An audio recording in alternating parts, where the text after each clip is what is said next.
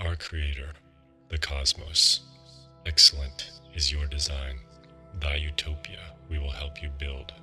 Towards this destiny we yield, in this moment as it is eternal. Provide us this day our vital needs, end all ignorance, and free our hearts through forgiving deeds. Guide our path with the light of peace, and we shall not be lost to doom. As all things shall come to pass, we entrust ourselves to you. So keep us free of any fear through the power of love that endures forever. To leave this world in a better state is the greatest of all that we endeavor. Over the oceans of space and time, we will eventually reach the other shore. Then your spirit that gave us life will return home again once more.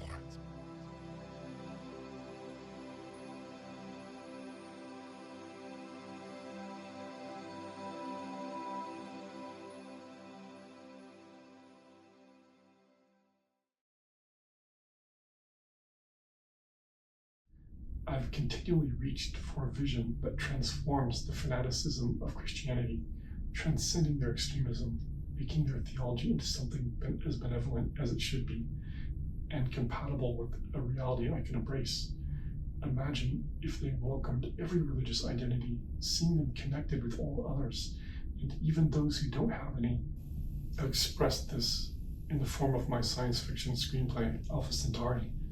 In it, I turned the story of Jesus into the best of mythology, incorporating the most exciting elements of science fiction, something lacking in the biblical account. During this time, I also crafted my own humanities prayer, committing it to memory so I could speak it and drown out what I perceived as the creepiness of the Lord's Prayer whenever I was in the company of believers reciting it in unison.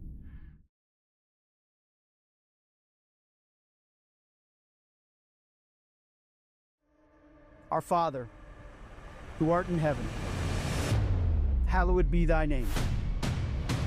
Thy kingdom come, thy will be done, on earth as it is in heaven. Give us this day our daily bread, and forgive us our trespasses, as we forgive those who trespass against us. And lead us not into temptation, but deliver us from evil. For thine is the kingdom, and the power, and the glory, forever and ever. Amen. I'm not saying believers see the same thing in their prayer that leaves me cold, but my reasoning was there's got to be a better prayer fanatics will leave alone that transcends medieval language and the divine right of kings, duality, dividing the world into good versus evil, and denial of the divine feminine. Instead of our Father in heaven, it begins our Creator, the cosmos. The idea of a neutral entity of our universe being closer to the gender neutral of the Great Spirit of Native American spirituality or the Force in Star Wars makes so much more sense to me than a divine father figure pulling our strings with denial of the divine feminine, giving balance to the masculine side of the ground of all being. Our Creator, the cosmos, excellent is your design. This is an affirming statement about the nature of reality being excellent, because there is potential for enlightenment, which I believe is available to our species. Another reason reality is excellent is because I believe there are utopian alien civilizations whose evolution is profoundly more beautiful and efficient than ours. They have likely been evolving for billions of years longer, and among them, there's bound to be worlds with a type 3, 4, 5, or higher civilization in the Kardashev scale. They may even be transmitting messages of the highest, most mind-blowing possibilities to us now, containing enriched data such as an Encyclopedia Galactica that Carl Sagan theorized about. In this data stream directed to all civilizations with the ability to listen and decode the information is all the knowledge needed to transform our world and civilization forever and heal the civil war that has been ailing us for thousands of years. Even among non-utopian alien civilizations in the universe, it is possible some are close to being like us, struggling with their darker side while trying to survive the technological adolescence threatening their self-destruction. And if they successfully pass to the other side of the great filter, infinite possibilities await their destiny as a Type 1 civilization, climbing to higher and more technologically advanced levels of enlightenment. Like them, I have faith humanity has the potential to pass our great filter, which may be nuclear war, a climate catastrophe, or some other unforeseen threat, such as an asteroid collision. And if we do pass this filter, the sky is literally the limit for our potential of becoming a spacefaring civilization to travel and populate the stars. But even if we don't survive the great filter, I have faith others will. There may be dystopian Type 0 civilizations who began like us to find their potential and detect the data streams capable of helping them find a metamorphosis. These messages may be passing through me and you right now, just waiting for us to figure out the technology needed to listen in and find instruction in decoding them. So there may be clear healing benevolence directed at all of us, traveling through our bodies right this instant. We just need to reach a level of development that can hear and make sense of this message, a level of mastery that depends on our world's unification. I have a reasonable faith that advanced civilizations in this universe will evolve to such an enlightened state of existence, their technology would be completely indistinguishable from magic, and they would appear as gods to primitive creatures like us. These beings will eventually reach Civilization Z status, symbolic for the last civilization of our universe that begins the process of assimilating and enlightening others in a non-imperialistic way to reach their level of material and spiritual mastery. They could, in turn, connect with the matter in this cosmos in such a way as to influence its destiny, preventing a heat death of the universe and perhaps playing a part in its reproduction within a potentially vast multiverse. Anything could be possible if they become wards of their familiar domain, perhaps even attaining time travel capability to connect at the quantum level with every being in the past, communicating to them about what they were a part of and where this cosmos is going. This is the true good news to me, that we are all a part of this amazing destiny of our universe, whether we personally fail or succeed, where we may even have our lives revisited and be connected to the eternal life of Civilization Z. This may sound blasphemous to some Christians, Muslims, and Jews, and others that are dogmatically religious, but it is the most beautiful vision for me of the potential of this life we live in and how everything is connected. I even believe it's possible the historical and often misunderstood Jesus Christ may have been aware of and worked for the same vision of these possibilities, and thus he is compatible with Civilization Z, along with all the visionaries and unifiers of Earth like the Buddha. And they all taught the true nature of reality is fluid, not rigid, where identities intersect. For years I helped and supported in whatever way I could my mother, stepdad, my father, and my stepmom. They all considered themselves to be Christian, and for years they supported my journey in exploring Buddhism and spiritual universalism and Civilization Z, a freedom to explore all the possibilities of the mutual reality we all share. And this led me to conclude that we weren't created or sent here by a god. It makes more sense that the story of evolution of all life on Earth is closer to the premise of Star Trek, that it was engineered by a technologically superior alien civilization whose mysterious details leave room for all kinds of compelling possibilities, just as exciting as some of humanity's greatest science fiction films. This sounds much more likely to me than blind evolution or masculine megalomaniacal supernatural being as the reason we're here. If we did have alien creators, a lot of their work is impressive on a scale of intelligence we can't yet comprehend, but it is most certainly not the work of anything close to perfect gods, and much of the design here is flawed and evil on a scale staggering to the limits of any imagination. At the same time, I acknowledge the building blocks used to construct me, humanity, and all life here has been forged in the fires by the great mystery of a cosmos that may have come out of benevolent intent, But somewhere along the way, something broke, and we are all offspring of those whose existence went horribly wrong. Perhaps a disaster of their own making, or another civilization close to theirs. But the question remains, how did they fall from grace in a compassionate universe with potential for us all to evolve into beings more powerful and wise than any of the ancient gods? Unfortunately, we may never find out in this lifetime.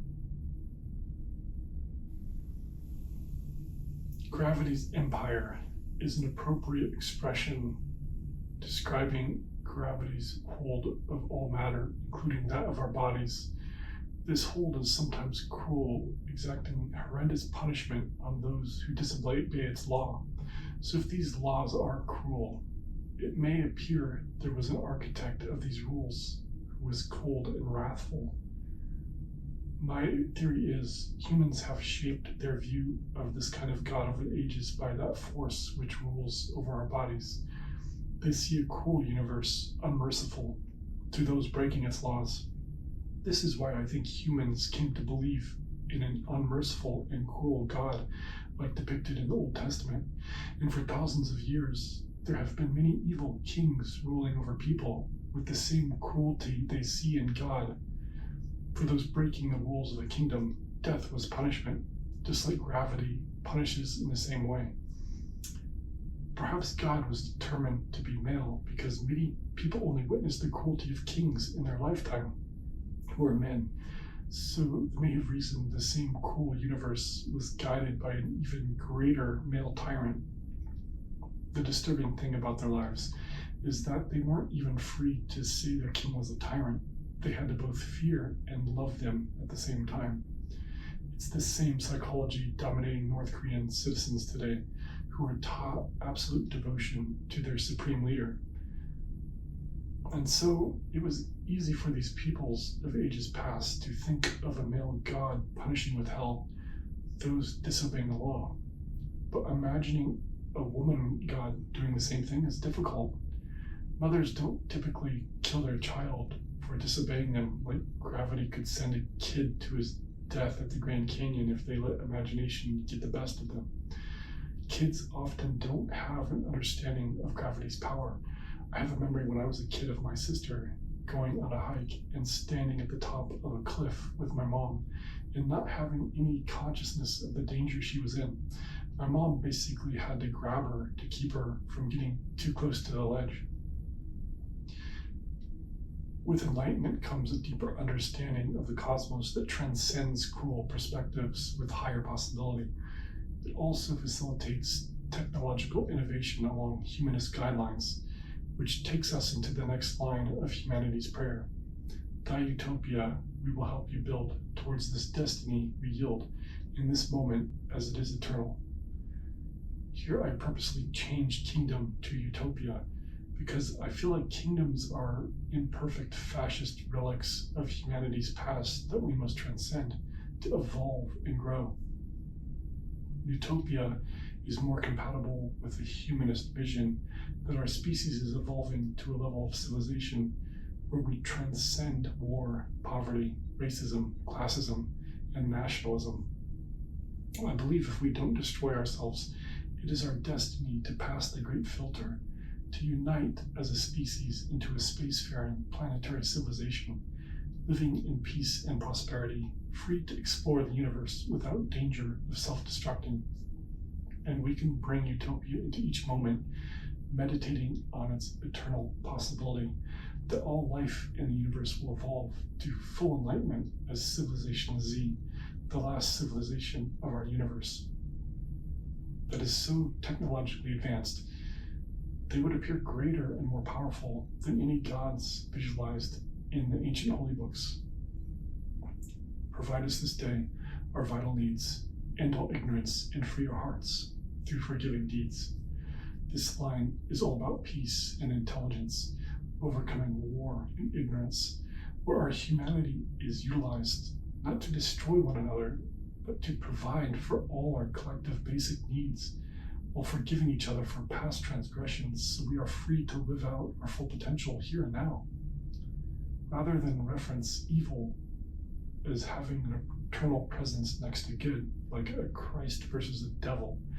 I instead pray for non-dual transcendence where good no longer depends on evil for its fulfillment. This is where peace reigns triumphant without opposition. Guide our path with the light of peace, and we shall not be lost to doom. As all things shall come to pass, we entrust ourselves to you. Entrusting to you is a reference towards the cosmic destiny of Civilization Z, an intelligence that transcends all gods and whose sole purpose aligns with something similar to the benevolent Bodhisattva vow in Buddhism, seeking enlightenment and salvation for all beings. This could manifest in a future where Civilization Z eventually transforms the universe into a galactic mind with perfect memory, resurrecting you, me, and all beings of the past to dwell eternally in something similar to an advanced computer simulation like the holodeck imagined in Star Trek. So keep us free of any fear through the power of love that endures forever. To leave this world in a better state is the greatest of all that we endeavor.